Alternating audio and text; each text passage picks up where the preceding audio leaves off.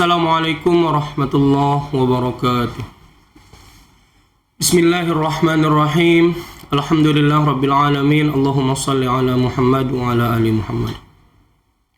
Perkenalkan, nama ulun Muhammad Rashad SAG, seorang guru dari Satuan Madrasah Ibtidaiyah Plus Al-Hamid, sebagai guru mata pelajaran dari bidang sejarah kebudayaan Islam, fikih maupun akidah akhlak.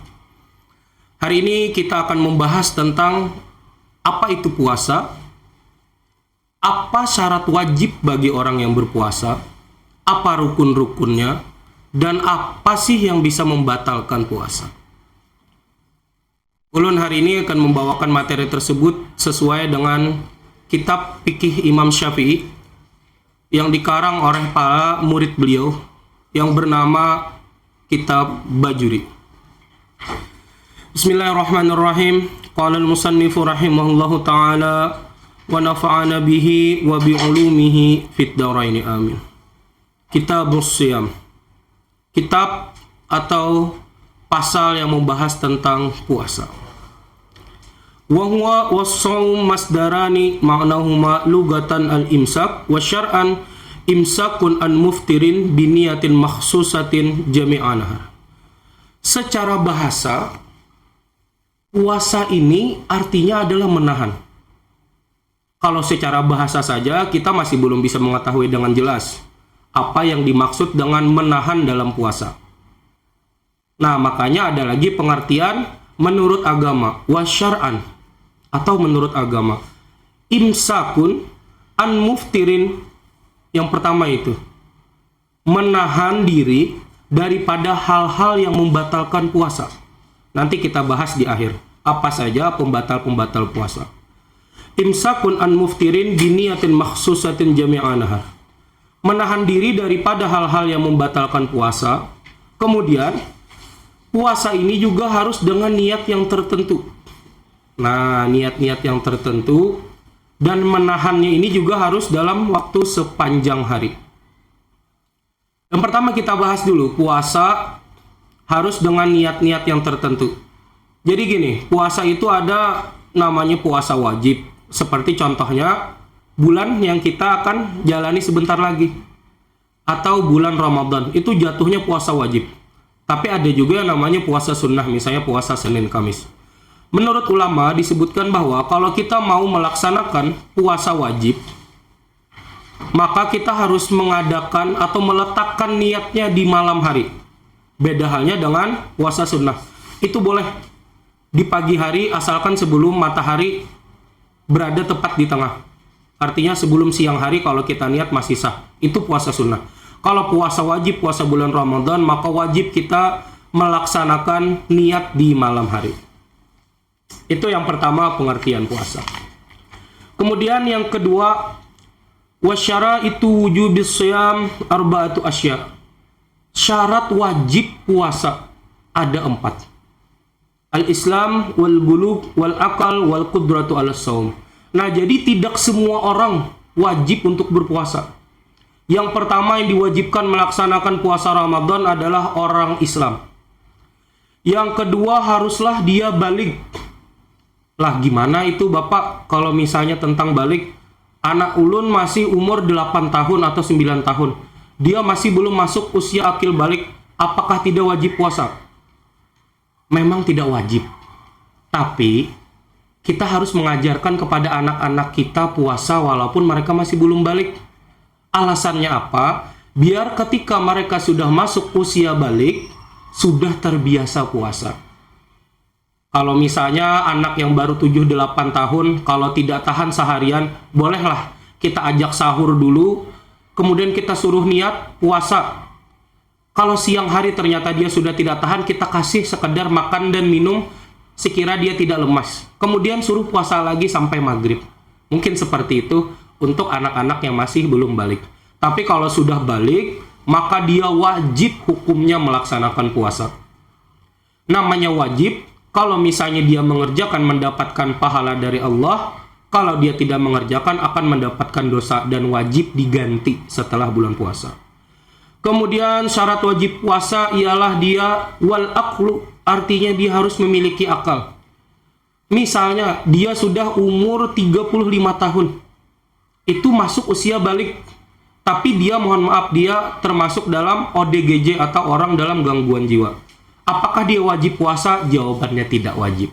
Karena agama kita meringankan bagi orang yang tidak punya akal. Ini menunjukkan bahwa agama kita ini sangat lembut bagi seluruh umatnya. Jadi orang yang tidak punya akal, dia tidak wajib puasa. Dan terakhir, syarat wajib puasa adalah wal qudratu 'alas shaum, artinya dia mampu puasa. Nah, pengertian mampu di sini seperti apa?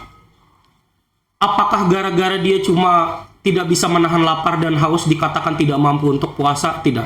Yang dimaksudkan harus orang yang mampu dalam puasa adalah kalau misalnya nih dia memiliki sebuah penyakit yang apabila ketika dia puasa dia harus selalu mengkonsumsi obat-obatan dalam rentang 3 atau 4 jam. Kalau dia tidak mengkonsumsi itu akan mengakibatkan mudarat yang fatal.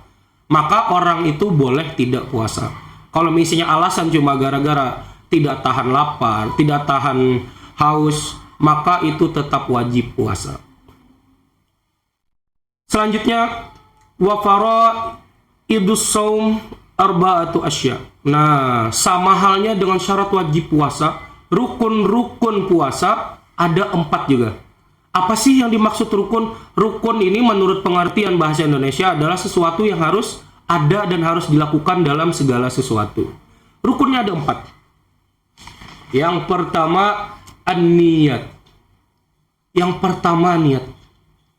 Kalau tidak pakai niat, puasanya tidak sah. Nah, di niat inilah yang menentukan sah atau tidaknya puasa seseorang.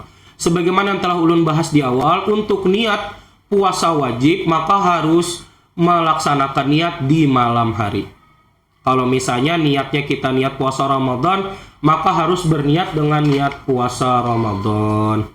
Menurut kitab ini, wa akmalu niyatis saumihi ayyakula syakhsu nawaitu sauma ghadin an adai fardi Ramadan hadhihi sanati lillahi ta'ala.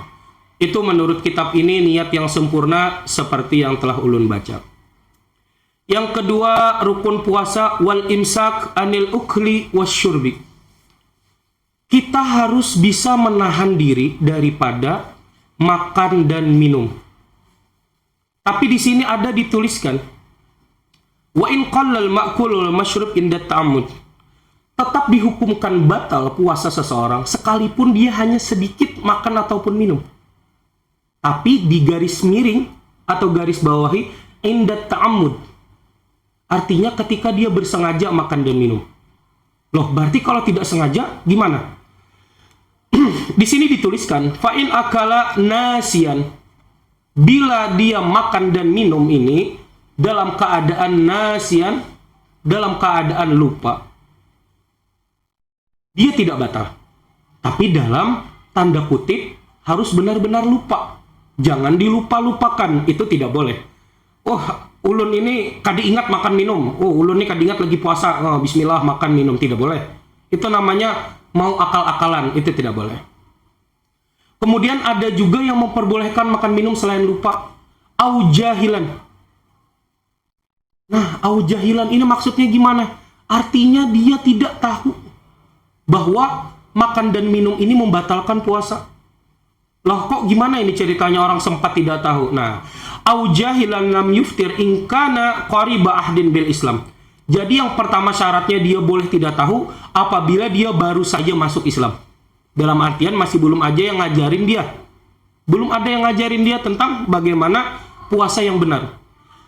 Boleh juga dia makan dan minum au nasya'a ba'idan anil ulama, apabila dia tinggal jauh dari para ulama. Di sini dijelaskan kalau misalnya dia hidup di tengah hutan belantara, di suku-suku pedalaman yang memang ulama tidak pernah masuk ke sana, maka tetap dibolehkan dia makan dan minum. Karena apa? Karena dia tidak tahu. Kalau di tempat kita, tidak mungkin lagi menurut ulun. Pasti semuanya sudah tahu bahwa makan dan minum membatalkan puasa. Itu yang kedua. Wasalis al-jima. Yang ketiga itu adalah hubungan suami istri. Yang keempat, Ta'ammudil qai. Nah, ta'ammudil qai ini artinya bersengaja muntah. Muntahnya sengaja, bukan dimuntah-muntahkan. Gimana Pak muntah dengan sengaja? Bapak akan contohkan. Muntah dengan sengaja itu misalnya memasukkan tangan atau benda ke dalam rongga, dimasukkan ke dalam mulut, kita menstimulus diri kita sendiri agar muntah. Itu batal. Tapi kalau misalnya muntahnya tidak sengaja, itu tidak batal. Tapi perlu digarisbawahi, tentang orang yang muntah tidak sengaja, tidak membatalkan ini misalnya ya, dia memiliki penyakit, atau dia habis lihat sesuatu yang mohon maaf agak jorok, dan dia muntah, itu tidak batal. Tapi kalau kata orang-orang muntah itu membatalkan, gini, yang bikin batal itu bukan muntahnya, tapi setelah dia muntah, sesuatu yang dia muntahkan, mohon maaf, itu tadi ada sedikit kembali ke dalam perutnya, dari yang sudah keluar tenggorokan, kemudian masuk kembali, maka itu dihukumkan batal puasanya. Tapi kalau misalnya keluar semuanya, dan ternyata tidak ada tersisa yang kembali terteguk, maka itu tidak batal. Tapi susah ya, biasanya kalau kita muntah nanti pasti masuk lagi. Terakhir, walladzi yuftiru bihis shaim asyaratu asya. Ada 10 macam yang membatalkan puasa kita. Ini harus kita tahu. Ma wasala amdan ilal jawf awir ra's. Ada benda yang masuk secara sengaja kepada rongga-rongga atau dalam kepala. Kita rongga dulu. Rongga itu maksudnya rongga yang terbuat secara alami. Misalnya mulut. Mulut ini kalau misalnya cuma dalam mulut aja tidak apa-apa, karena dalam rongga ini ada batasannya. Ini ulun ada ngambil lagi di kitab Fathul Muin juz 1, ada dijelaskan lagi bahwa yang dimaksud rongga dalam mulut adalah sampai tenggorokan. Kalau sampai mulut aja tidak batal nih, misalnya ibu-ibu atau bapak-bapak yang masak untuk jualan atau untuk buka puasa. Kalau mau mengecap, dikecap aja boleh. Kan untuk mengecap hanya memerlukan lidah. Asalkan jangan ditelan. Kalau ditelan batal.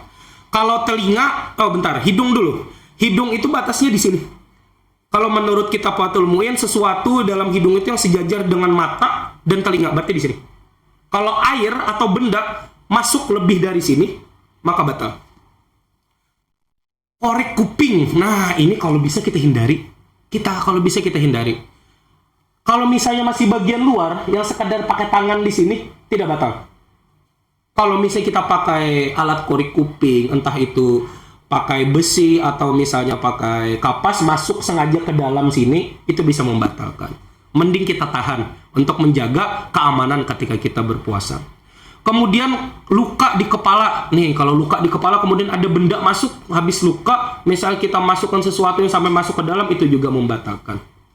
Kemudian yang ketiga, wal huknah fi ahadis sabilain, memasukkan obat di dua jalan. Mohon maaf, artinya kubul dan dubur, bagian depan dan belakang. Contohnya orang yang sakit ambien. Sakit ambien itu dimasukkan obat ke dalam, mohon maaf, ke bagian belakang, itu membatalkan puasa. Atau di bagian depan itu biasa disebut sebagai dalam medis itu kateter bahasanya. Itu juga membatalkan.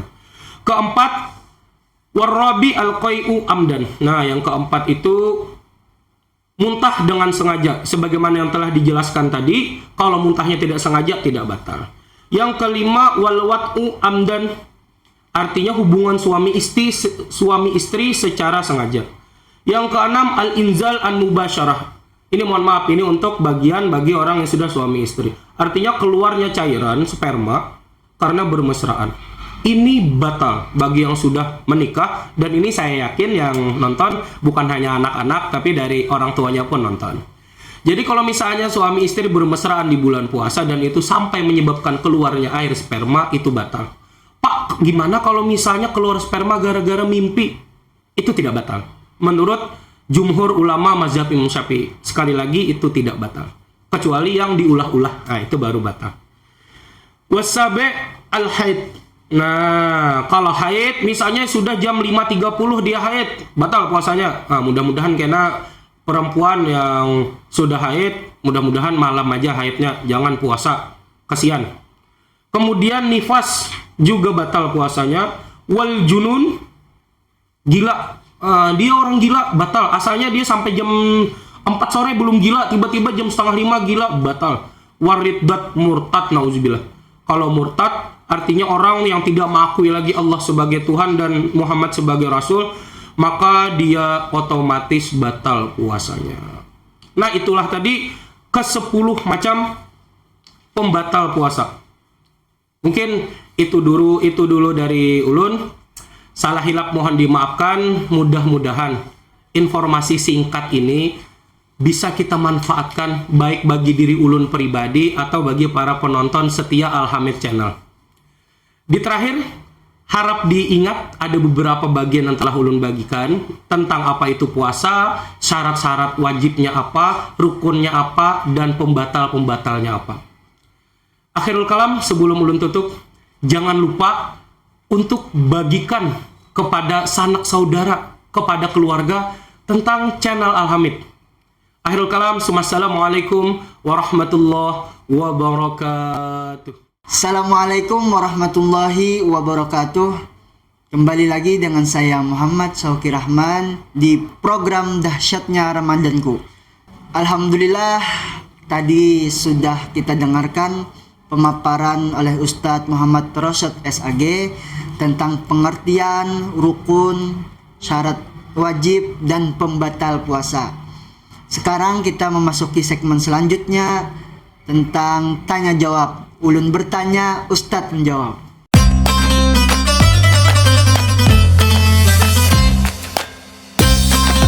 Assalamualaikum Ustadz. Waalaikumsalam Sauki. Alhamdulillah, apa kabarnya Ustadz hari ini? Alhamdulillah baik aja.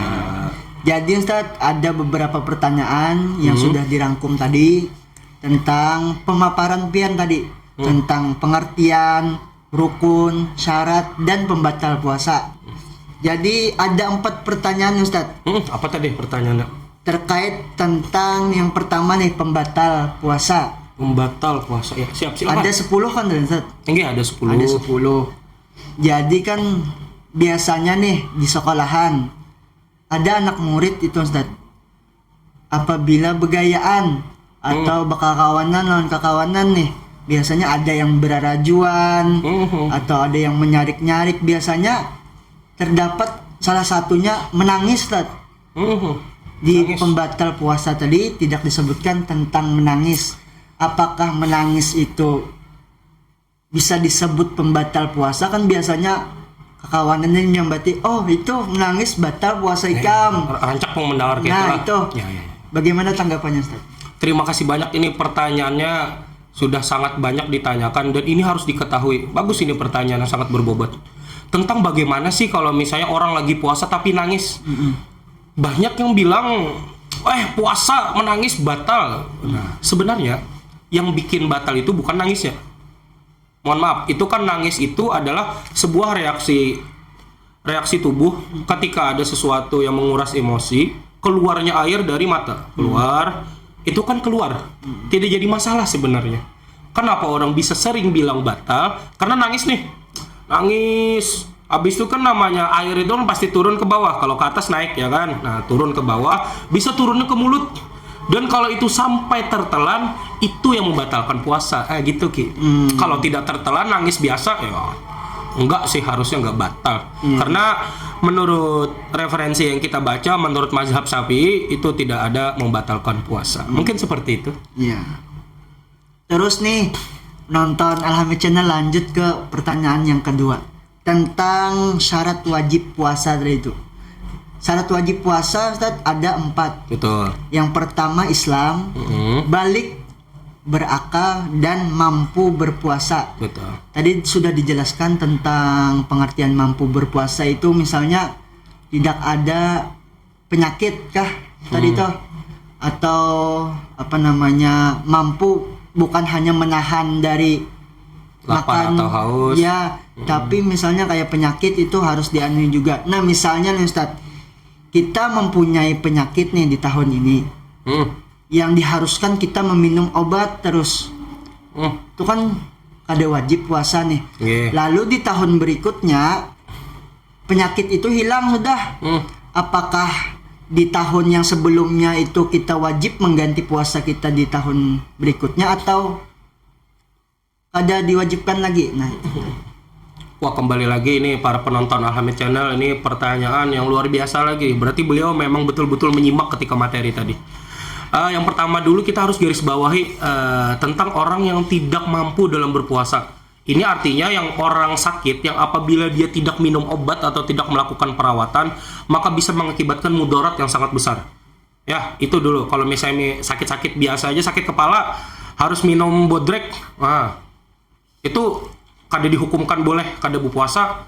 Karena mohon maaf, slogannya kan ada. Ya. Bodrek boleh diminum kapan saja tuh, tidak boleh. Bukan.